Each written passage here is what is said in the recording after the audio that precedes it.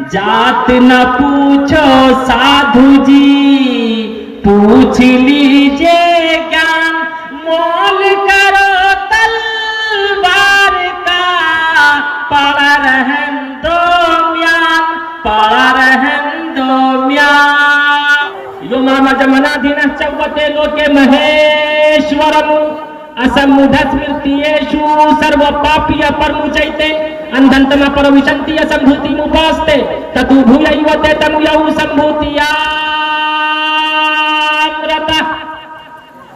उसने कहा कि अगर ईश्वर एक है, यही तो नमरूद ने कहा था, इब्राहिम अलैहिस्सलाम ने कहा था नमरूद से।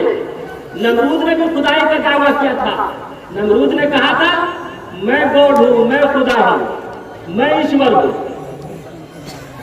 इब्राहिम अलैहिस्सलाम ने कहा कि मेरा खुदा वो है जो मानता भी है, जिलाता भी है। नमस्कार, मैं प्रियंका चौधरी, आप देख रहे हैं एएनए खबर बिहार। आइए देखते हैं सुपौल की खबरें। छातापुर प्रखंड के माधोपुर पंचायत वार्ड नंबर 3 स्थित मदरसा जामिया आयशा लीलबनात के पास आयोजित 2 दिवसीय समाज सुधार एवं शिक्षा जागरूकता सम्मेलन गुरुवार को दुआ के साथ संपन्न हो गया। कार्यक्रम की अध्यक्षता मौलाना केरामुद्दीन व मौलाना मुफ्ती तबारक हुसैन कासमी ने की और संचालन हाफिज मुजाहिद हसनैन हबीबी ने किया। आयोजित जलसा को संबोधित करते हुए वक्ताओं ने कहा कि आखिरी नबी हजरत मोहम्मद मुस्तफा सल्लल्लाहु अलैहि वसल्लम सिर्फ मुसलमानों ही नहीं बल्कि पूरे इंसानियत के लिए रहमत है।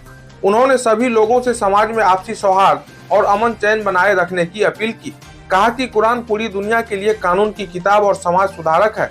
कुरान की शिक्षा अमन और शांति का पैगाम देती है, साथ ही जिंदगी बसर करने का तरीका भी सिखाती है। कहा कि कुरान का अमल करने से ही आप सही इंसान बन सकते हैं। कहा कि मदरसा में सिर्फ आलिम दीन नहीं बल्कि भारत के सपूत भी पैदा करते हैं। वक्ताओं ने कहा कि नशाखोरी, रिश्वतखोरी, दहेज प्रथा, हकमारी व औरतों पर जुल्म व अत्याचार करना इस्लाम धर्म के खिलाफ है। इन सब चीजों से परहेज बरते, आखिरी नबी के बताए मार्ग पर चले। मौलाना खालिद सैफुल्लाह चतुर्वेदी ने वेदों और कुरान का जिक्र करते हुए शिक्षा और ज्ञान को इसका मूल मंत्र बताया। उन्होंने कहा कि मंदिर और मस्जिदों में इबादत करने वाले लोग जब बाहर निकलते हैं तो लालच में पड़कर अपना ईमान खो देते हैं।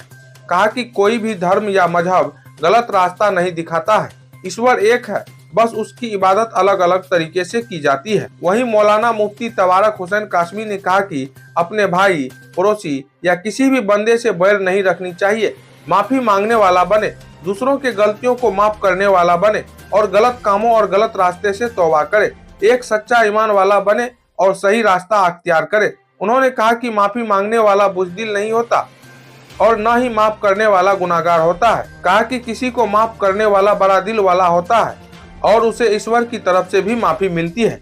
कहा कि आप अल्लाह और उलेमाओं को मानते हो लेकिन उनकी कही नहीं मानते।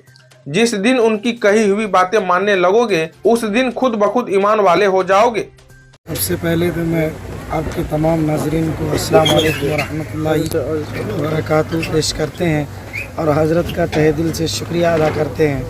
और यहाँ बाशिंदगान माधोपुर और जितने भी नौजवानान हैं सबका शुक्रिया अदा करते हैं। अकेले हमसे ये जलसा कामयाब नहीं हुआ, तमाम लोगों ने, आप लोगों का भी शुक्रिया अदा करते हैं कि सबके सहयोग से, सबकी मदद से, जान माल वक्त सब ने लगाया, जब जाके ये बड़ा प्रोग्राम हुआ और बड़ी शख्सियत यहाँ तशरीफ लाए। सर बहुत बहुत ये तबलीगी कॉन्फ्रेंस कराया गया है, तो इसमें जो हज़रत ने बताया इस तरह का कुरान हदीस के दायरे में जो भी कार्यक्रम किया जाएगा मैं उसके लिए हमेशा तैयार रहूँगा और इसी तरह से जलसा को कामयाब करूँगा। अपने लिए भी मैं आपका जलसा तो माशाल्लाह बहुत कामयाब रहा, इतनी बड़ी बड़ी शख्सियत आए, आप क्या चाहिए? ये अल्लाह को मंजूर था और हम इंशाअल्लाह ये उम्मीद करते हैं कि जब तक हम लोग हयात से रहेंगे हजरत को भी लाएंगे और हजरतों को लाएंगे, ताकि मेरा जलसा कामयाब रहे और हमारे बिरादरी में मुसलमानों के बीच जो कुरान हदीस का जो फरमान है उस पर अमल करें। मैं भी अमल करूँगा। बहुत बहुत शुक्रिया।